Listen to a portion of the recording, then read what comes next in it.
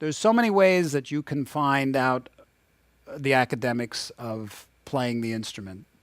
As a matter of fact, TrueFire has a tremendous amount of amazingly educational videos from some of the greatest guitar players in the world that can really dig down deep into certain techniques. In many areas, much more than I can.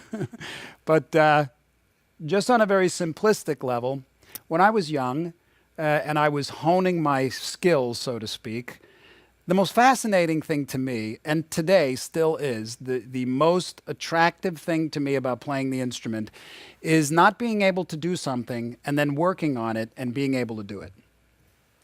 So one of the first things I tell all beginners or anybody that's developing their technique on the instrument is your most important tool, besides your ability to visualize, which actually what I'm going to explain is that it's your ability to listen. Listening is the most powerful tool in being a musician. Listening is how you develop. And when I say listen, I mean listen without judging, without criticizing, without labeling, just being present and being the observer with all your attention. And listening applies to the development of your tone, because your tone is in your fingers and it's in your head. And in your head, it's the process of listening to how you want to sound. So you have to imagine how you want to sound, which is listening in your head. And there's very many opportunities in the outside world to hear things that are inspiring in the way people play, in their tone. But that should be at the forefront of any technical development you do, is the sound of the note. Is your note, because the quality of a note is everything. And there's many, many, many ways to develop the quality of your note. What's so interesting, I've recorded so many different musicians, and especially drummers, and you'd be surprised. Drummers have a tone. They have a real tone, and I can identify the sound of different drummers just by the way they hit a snare, you know? Because it's all, your personality is in anything you do. Somehow your personality on some level flows into anything you do, especially when you play an instrument. So when you are first starting out, or even now, I do this now, I listen carefully, and there's a lot of experimenting that you may want to do to find the tone in the note that's right for you.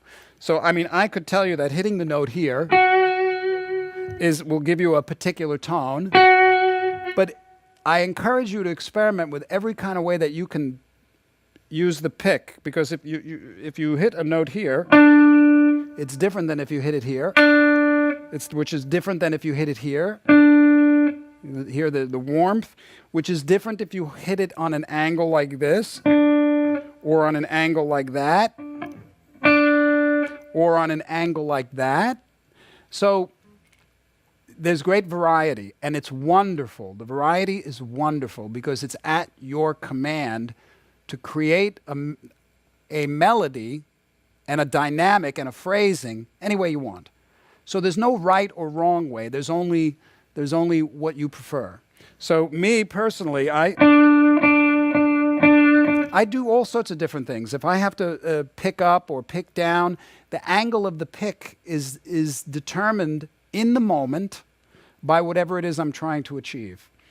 So instead of showing you picking technique, because I'm not actually great at speed picking, I would tell you to experiment with first your tone.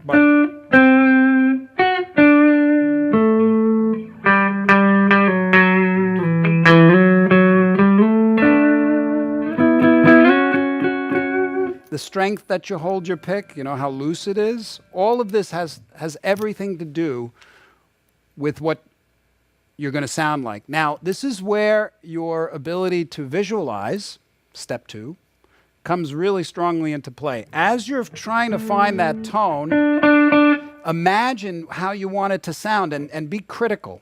I mean, critique. And say, is that what I want? You know? That's nice and warm, you know? And you'll eventually find that even changing strings, the tone changes.